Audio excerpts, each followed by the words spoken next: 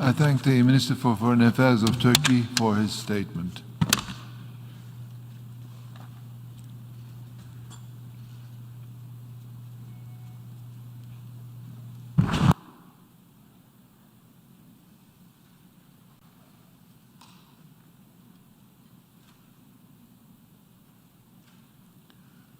I now give the floor to His Excellency Maktoum Shah Mahmud Hussein Qureshi, Minister for Foreign Affairs of Pakistan.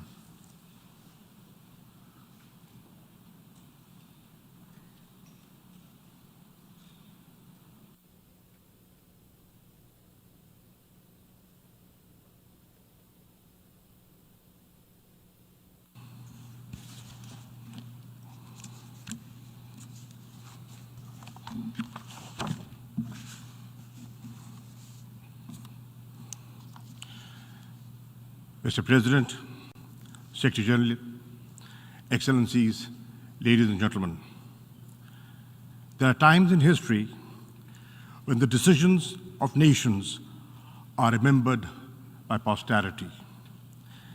This is one such moment. What we do today or cannot do will be recorded in history. Driven by arrogance and emboldened by impunity, Israel has mounted a relentless onslaught on the occupied and beleaguered people of Palestine. As we speak, children, women, and men in Palestine are being killed with impunity. In 1 week of Israeli attacks, over 250 Palestinians have been killed and thousands injured. 1/3 are women and children. Death echoes in every home in Gaza. The Israeli airstrikes are responsible for the taking of every single life of the Abu Hattab family. 2 were women and 8 children. Let that sink in for just a moment. Hundreds of such tragedies are being enacted every hour in Gaza and other parts of the Palestinian territories. So far, over 50,000 Palestinians have fled their homes in Gaza. There is limited access to water, food, hygiene, and health services. Hospitals and access to water and sanitation services depend on electricity. Fuel for the power plants has almost run out. Gaza is plunged in darkness, literally and metaphorically. The only light is that of Israeli explosions. This is Palestine, where in full view of the world, the Israeli airstrikes bring down entire buildings to kill and terrorize innocent Palestinians and even silence the media. It is time to say enough. The voice of the Palestinian people cannot and will not be silenced. We, the representatives of the Islamic world, are here to speak with them and for them. Mr. President, it is appalling that the Security Council has been unable to exercise its primary responsibility for the maintenance of international peace and security. The Security Council has failed even to demand a cessation of hostilities. Those preventing the Council from doing so bear a heavy responsibility. In these circumstances, the General Assembly must assume its own responsibility. We must not fail the Palestinian people at this critical juncture. Mr. President, our first priority must be to halt the Israeli aggression. I hope that even at this 11th hour, the Security Council will call for a cessation of Israeli attacks. If it fails to do so, the General Assembly must make this demand on behalf of the entire international community. Let us be clear, there is no moral or military equivalence between the beleaguered and occupied Palestinian people, who have no army, no navy, no air force, and the Israeli war machine, one of the most powerful in the world. This is a war between a military occupier and an occupied people. It is a conflict between illegal occupation and a legitimate struggle for self-determination. In this context, it is worth recalling General Assembly Resolution 2649 of November 1970, which affirms the legitimacy of the struggle of peoples under colonial and alien domination, recognized as being entitled to the right to self-determination, to restore to themselves that right by any means at their disposal. Second, we should mobilize all possible humanitarian help for the devastated Palestinian population in Gaza and other parts of the occupied territories. In addition to the UNRWA emergency appeal, the Secretary General should launch a comprehensive humanitarian assistance plan to provide succor and sustenance to the Palestinians. We need to send medical teams, medicines and other supplies, food, other necessities to Gaza and other parts of the occupied Palestinian territories. We welcome the access being provided by Egypt to Gaza.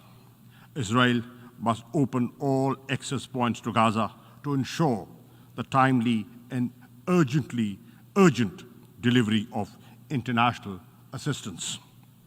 Third, the General Assembly should call for concrete steps to protect the Palestinians.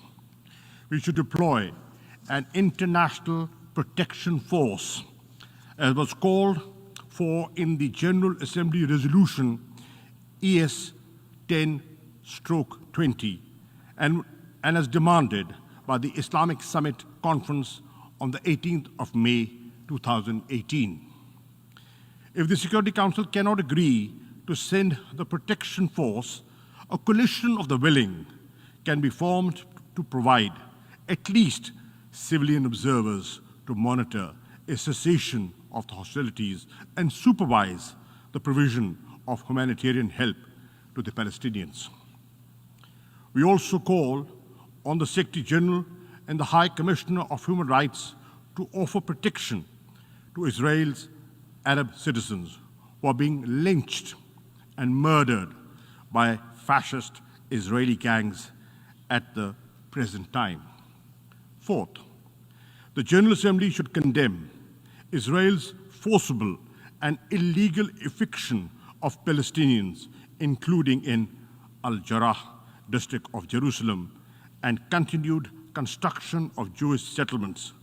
The onslaught against Palestinians worshippers in Haram al-Sharif and Al-Aqsa Mosque, the first Qibla of Islam, during the month of Ramadan, and Israel's brutal and indiscriminate aerial and land bombardment of Gaza. Israel's crimes against humanity should not escape accountability. There should be no impunity for violation of international law, including the Fourth Geneva Convention and other human rights conventions. The Human Rights Council, the ICC, and the ICJ and other avenues should be activated to ensure Israeli accountability for its war crimes. Fifth, we must revive concrete efforts to end Israel's occupation of the Palestinian territories and to dismantle the illegal settlements and the apartheid-like regime Israel has imposed in the occupied territories. The General Assembly should secure unconditional implementation of Resolution 242 of November 1967, in which the Security Council declared the inadmissibility of the acquisition of territory by war and demanded that Israel withdraw its armed forces from territories occupied in the 1967 war. It is therefore imperative to initiate bold steps to secure the implementation of the Security Council and General Assembly resolutions calling for the establishment of a viable, independent, and contiguous Palestinian state with Al-Quds, Al-Sharif as its capital.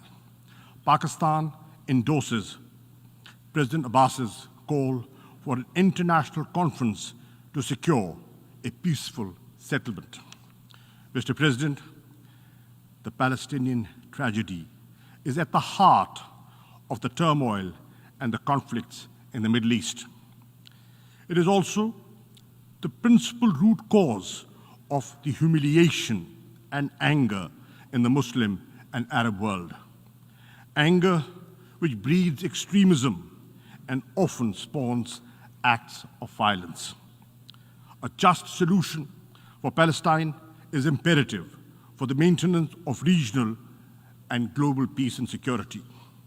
Clearly, the onus for restoring peace rests on Israel. It must end its occupation.